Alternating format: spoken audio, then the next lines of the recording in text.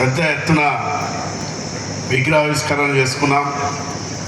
దీనికి స్పీకర్ గారి చేతుల మీద మనం అంతా కూడా పాల్గొని ఈ విగ్రహావిష్కరణ చేసుకోవడం చాలా సంతోషంగా ఉన్నది.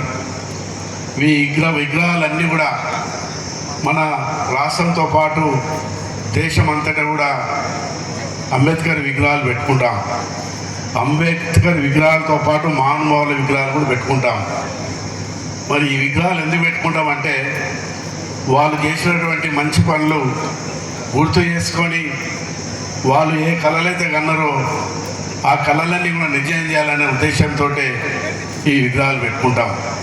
ఇలా గ్రామాల్లో కూడా అంబేద్కర్ విగ్రహాలు పెట్టుకుంటాం. మరి యువకులు చదువుకున్న వాళ్ళంతా కూడా విశ్వేశ్వరరెడ్డి గారు చెప్పినారు, చిన్నపిల్లల విగ్రహాలు ఎందుకు పెడతారు అని అడుగుతారండి. మరి నిజంగా కూడా ఆ విగ్రహం చూసినప్పుడు ఆ చిన్నపిల్లలు పెద్దోళ్ళకంతా కూడా మరి వీరెవరు, ఈ మహానుభావులు ఎవరు అని చెప్పి తెలుసుకొని కూడా మరి వారు ఏం మంచి పనులు చేస్తున్నారు, దేశానికి ఏ విధంగా సేవలు చేశారో తెలుసుకోనికి ఆ విగ్రహాలు పెడతాం. కాబట్టి డాక్టర్ అంబేద్కర్ గారు ఈ భారతదేశాన్ని మరి ప్రపంచంలో పేరున్న విధంగా మరి కులాలు మతాలు అన్నీ సమానంగా ఉన్న విధంగా పేదోళ్ళు ధనవంతులంతా కూడా ఒకే విధంగా ఉండాలనే ఉద్దేశంతో వారు కళలు కన్నారు. కాబట్టి ఆ కళలన్నీ కూడా నిజం చేయవలసిన బాధ్యత మన యువకుల మీద ఉన్నది, మన అందరి మీద ఉన్నది.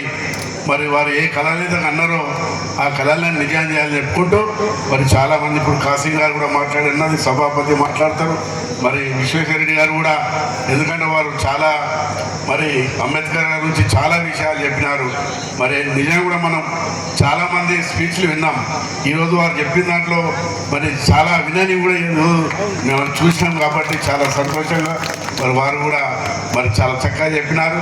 మరి ఇంకా కూడా మరి ఏదైతే అంబేద్కర్ గారు చేసినటువంటి మంచి పనులన్నీ కూడా మన ఈ భారతదేశంలో మన అందరం కూడా చేయాలని చెప్పుకుంటూ అందరికీ నమస్కారం.